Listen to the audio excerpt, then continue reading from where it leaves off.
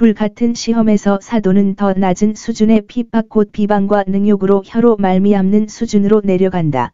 14절. 대쉬 그리스도의 이름이나 때문에 말을 하고 중상하는 것. 그런 경우에 그는 너희가 복이 있도다라고 단언합니다. 너희는 하나님의 영이 너희와 함께 하심으로 너희를 굳세게 하시고 위로하시고 하나님의 영은 또한 영광의 영이시니 그가 너희를 인도하시리니 다 너희를 영광스럽게 이끌어 영원한 영광을 위하여 너희를 준비하고 인봉하라. 이 영광의 영이 너희 위에 머물며 너희와 함께 거하며 너희 안에 거하며 너희를 붙들며 너희를 기뻐하노니 이는 말할 수 없는 특권이 아니냐. 하나님의 약속을 의지함으로 고난 중에 인내와 강인함을 성령이 계시하신 말씀을 따라 너희에게 영광을 주시나니 그러나 너희에게 가해지는 멸시와 책망으로 성령 자신이 비방을 받고 모독을 당한다. 선한 사람의 행복은 그들의 고난으로 있을 뿐 아니라 그로부터도 흘러나온다. 너희는 복이 있도다. 하나님의 영을 가진 자는 하나님의 성령으로 말미암아 너희는 복이 있도다. 악인이 선한 사람에게 가하는 모독과 회방을 하나님의 영은 자신에게 던지다. 그들 편에서 그는 비방을 받습니다. 그들이 행악자로서 정당한 고난을 당하지 않도록 주의해야 한다는 것. 15절. 사람들은 이와 같은 훌륭한 그리스도인들에게는 이와 같은 경고가 불필요하다고 생각할 것입니다. 그러나 그들의 원수들은 이들과 다른 더러운 범죄로 그들을 비난했습니다. 그러므로 사도는 기독교 종교의 규칙을 정할 때 이러한 경고가 필요하다고 생각하여 모든 사람이 누구의 생명이나 재산과 재산을 해치는 것을 금했습니다. 어떤 종류의 악을 행하거나 부름이나 필요 없이 다른 사람의 책임을 맡은 주교 역할을 하거나 다른 사람의 일에 몰두하는 것입니다. 이 경고에 그는 어떤 사람이 기독교의 대의를 위해 고난을 받고 그리스도인 정신으로 인내한다면 그것을 부끄러운 일로 여기지 말고 영예로 여겨야 한다는 지시를 덧붙입니다. 그리고 그를 위엄 있게 하신 하나님께 영광을 돌려야 합니다. 16절. 최고의 인간은 최악의 죄에 대해 경고를 받을 필요가 있습니다. 우리 자신의 죄와 어리석음으로 고통을 당할 때 고통에는 위안이 거의 없습니다. 순교자를 만드는 것은 고통이 아니라 원인이다. 우리는 하나님의 진리와 복음을 위해, 우리가 기독교의 교리나 의무를 준수하기 위해 우리를 고난으로 부르셨다면 영광을 주신 하나님께 감사할 이유가 있습니다.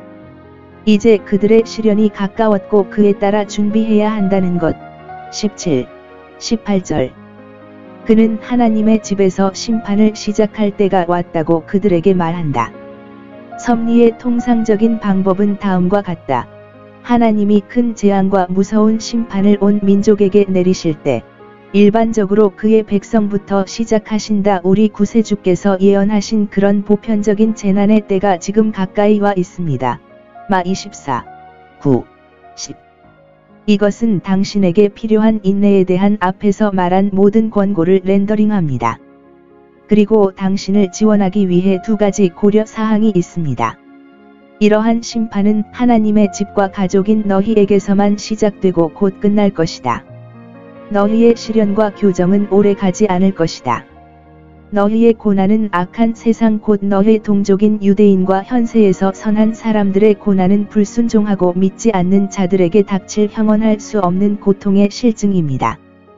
복음에 순종하지 않는 자들의 마지막은 어떠합니까? 그들의 끝이 얼마나 두려운지 누가 표현하거나 말할 수 있습니까? 그는 악인의 돌이킬 수 없는 운명을 암시한다. 의인이 겨우 구원을 얻으면 경건하지 아니한 자와 죄인이 어디에 서리요. 18절. 보라, 의인은 땅에서 보상을 받을 것이다.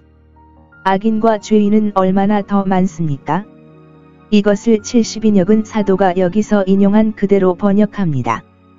그러므로 우리는 다음과 같은 사실을 알 수 있습니다. 이 세상에서 선한 사람들의 통탄할 고통은 회개하지 않는 죄인들에게 임할 훨씬 더 무거운 심판의 슬픈 전조입니다.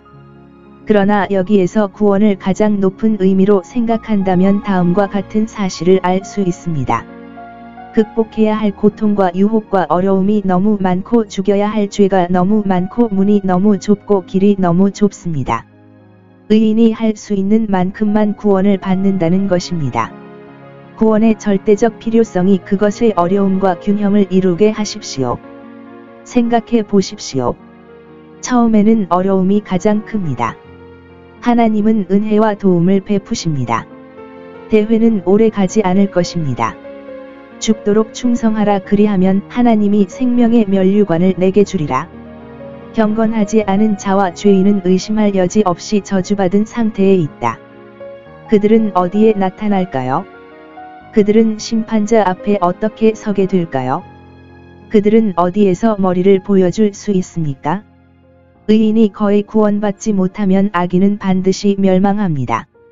경건하지 않은 자와 죄인은 의심할 여지 없이 저주받은 상태에 있습니다. 그들은 어디에 나타날까요? 그들은 심판자 앞에 어떻게 서게 될까요? 그들은 어디에서 머리를 보여줄 수 있습니까? 의인이 거의 구원받지 못하면 악인은 반드시 멸망합니다. 하나님의 뜻에 따라 고난을 당할 때 그들은 고난으로 인해 위험에 처한 그들의 영혼의 안전을 주로 살펴야 하며, 그들을 책임지실 하나님께 맡기는 것 외에는 안전하게 지켜질 수 없습니다. 만일 우리가 선을 행함으로 그에게 맡긴다면, 왜냐하면 그는 그들의 창조주이시며 단순한 은혜로 그들에게 영원한 구원에 대한 많은 친절한 약속을 하셨기 때문입니다. 19절. 하나님의 뜻대로 그들에게 모든 환난 중에 있는 그리스도인의 의무는 육체를 보존하는 것보다 영혼을 보존하는 데 더 관심을 두는 것입니다. 영혼은 가장 가치가 있지만 가장 위험합니다. 외부로부터의 고통이 마음의 불안과 괴로움과 다른 죄악되고 고통스러운 정욕을 일으키면, 그러면 영혼이 가장 큰 고통을 당합니다. 영혼이 잘 지켜지지 않으면 박해가 사람들을 배교하게 할 것입니다. 영혼을 건강하게 유지하는 유일한 길은 선을 행함으로 영혼을 하나님께 맡기는 것입니다. 엄숙한 헌신과 기도와 인내하며 선을 행함으로 너의 영혼을 하나님께 의탁하라. 선한 사람들은 환난 중에 있을 때 그들의 영혼을 하나님께 의탁하도록 큰 격려를 받습니다.